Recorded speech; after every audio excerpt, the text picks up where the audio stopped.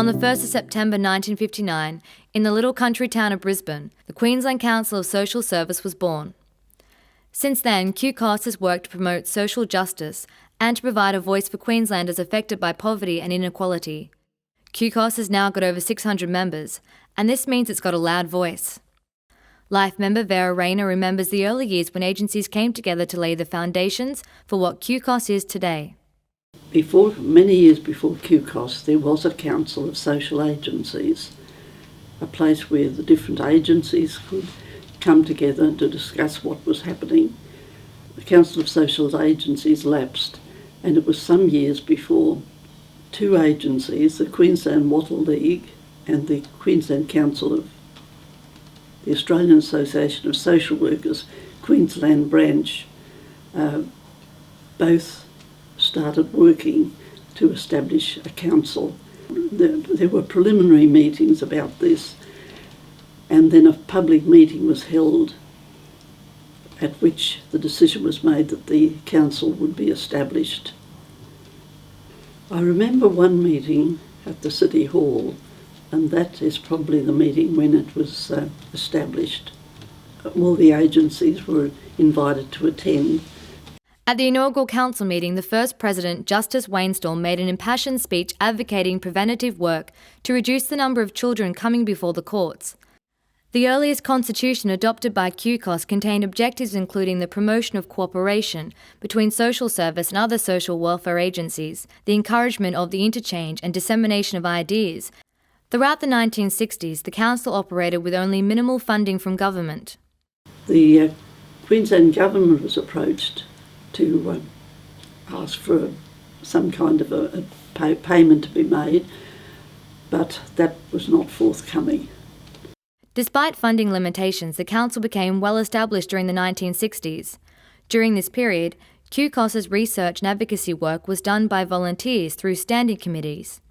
Some of the issues that concerned them included child protection, the needs of children in residential care, and the financial problems faced by deserted wives. The 1970s saw the rise of activism in the sector and the society as a whole, even in National Party-led Queensland. Increased state government funding in 1974 coincided with the introduction of federal funding for the QOSSes. For the first time, QCOSS could employ a professional director and other staff. New director Anthony Kelly's arrival at QCOSS coincided with the Brisbane floods, thrusting him into a role in emergency response coordination. One of Tony's challenges at the time was working with the coalition government led by Joe Bjelke-Petersen. One of the outstanding characteristics at the state level at that time was the underground evidence, but overwhelming evidence in my view, of institutional abuse of people, both by the state and by the church. But it was extraordinarily difficult to transact any sort of honest dialogue with the government that had so much to lose about those issues. I was successful at one level of being able to meet the minister probably about once a week. I don't know, but I think I would still hold the record of having as many meetings with the minister as any director has ever had. But none of the requests or submissions or delegations that I brought to his attention were ever successful. In 1977, QCOSS lost federal government funding, forcing it to cut staff and sell assets. Board minutes report QCOSS sold off an executive swivel chair, desk and calculator at cost price to free up cash. Very soon afterwards, state government funding was also slashed. Labor's rise to power at federal government level gave QCOSS a chance to rebuild. I guess it was in the early 80s and things were starting to happen in the community sector. The federal Labor government, the Hawke government, had come in and was rolling out rather large nationwide programs such as the SAP program, supported accommodation, and was setting up networks of regional organisations for consultation with the federal government. A breakthrough came with the allocation of state and federal funding for an emergency relief program in 1983. Coralie Kingston joined QCOSS to work on this project, sharing an office with the 139 Club. My first role with QCOSS was as a project officer. I was employed to undertake a survey of emergency relief in Queensland. Prior to that, QCOSS had fallen foul of the government because it had publicly criticised the funding of the community services sector, and the government didn't take very kindly to that. So it went into a bit of a hiatus period, and this project, the emergency relief project, was an attempt by the board at the time to resurrect QCOSS's stocks. From 1985 to 1990, Director Jackie Byrne managed to navigate the Conservative state government to improve QCOSS's position and influence. QCOSS supported establishment of specialist peaks including Queensland Shelter, Queensland Community Housing Coalition and the Queensland Disability Advisory Council in the 1980s. In 1987, the Childcare Management and Training Support Unit began working with childcare providers. This was the beginning of work in childcare management and support for QCOSS that continues today with the Indigenous Professional Support Unit. The election of the GOSS Labor government in 1989, the first Labor government in more than 30 years, meant that the sector had to learn to play the game of working with government very differently. In '93, we produced the first serious, pre-budget submission to the Queensland government. One of the things that I'm probably most proud of is the work that I did with Coralie Kingston and others on drawing the line on poverty, the Queensland Poverty Research Project. Drawing the line on poverty, where Coralie Kingston and Peter Walsh and myself, because I used to do all the desktop publishing for all the publications within QCOSS, worked till really late at night. So this particular evening we're working till all hours and to finish this, and Peter wanted to go home, and I actually said to him, no, you can't go till it's finished, because then tomorrow is due to go to the printer. So we did. We had a massive amount of media exposure from Cairns through to Melbourne. Of course, it was all to somewhat to no avail when in 1996 the government changed with the by-election in Mundingburra, and the Borbidge-led coalition government came into power. But the other important thing that we did was we, for the first time, I think, in QCOSS's history, engaged a media consultant who could work with us to maximise the media clout, if you like, from the report. So we were subsequently invited to meet with senior bureaucrats in Premier and across other departments to help shape and fashion the government's response to this report, which was the Community Renewal and Local Jobs Program. Peter Walsh recounts the infamous story about how he fell out of favour when he refused Liberal MP Denver Beanland the floor at a public meeting he was chairing. And of course I was emceeing the whole event, introducing candidates and basically moderating, if you like, the discussion. And I was at the podium and on stage, and I said, "Excuse me, Mr Beanland, I'm afraid you're not the candidate for the Liberal Party in Mundingburra. You will not be answering any questions. The candidate for Mundingburra is John Tanti, and all questions will be answered by him."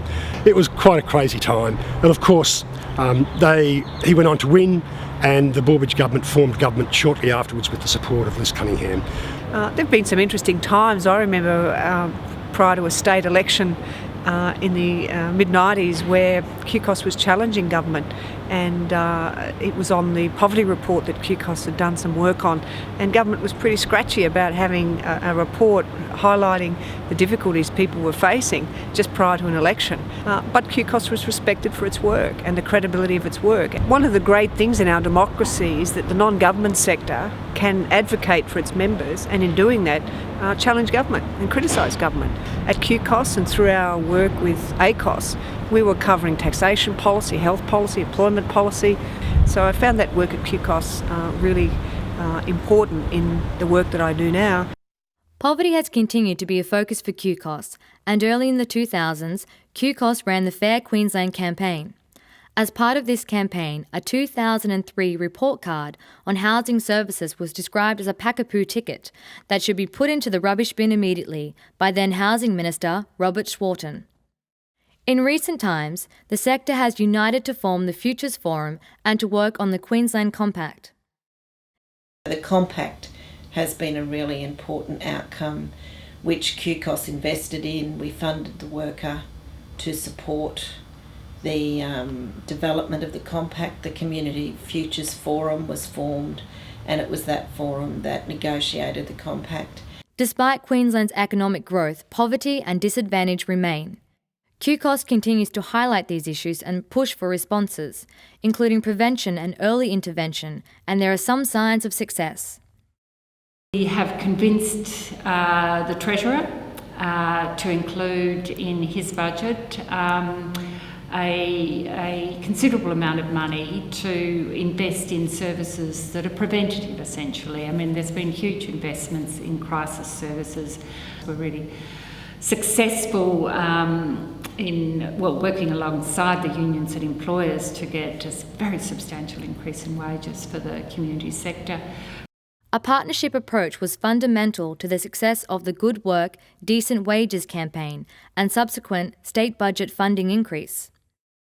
I think the fact that the government has provided the finance to establish them and help them to employ staff to work in different areas of need is an illustration that the government values the work they're doing. The history of QCOSS has been about building a strong sort of organised sector over the last 50 years. It's been about saying we're not going to get very far if we just work as individual services. If we form together into this sort of council of social service, we're going to have a much bigger voice, and I think QCOSS has demonstrated that over the years. And I'd like to think that in the future we have arguments that are so sound, that are so well researched, that any government that's in power will be unable to resist it. I know they'll bring a different ideology to it, and they'll bring sort of different messages and different flavours.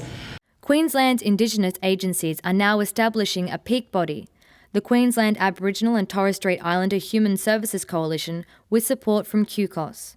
I see that the Indigenous issues are being taken on more, and I think it will roll on more, which is great. And also working within the IPSU team, I feel that we have a good team, a lot of experience. Across 50 years, my growing up, QCOSS has made an outstanding contribution to Queensland. I have the greatest admiration and respect for what it does, what it stands for, the way that QCOSS keeps on the agenda of this state. Both QCOSS and the community services sector in Queensland are now respected professionals that support Queenslanders in need every day. And QCOSS hasn't needed to sell a swivel chair or calculator in years.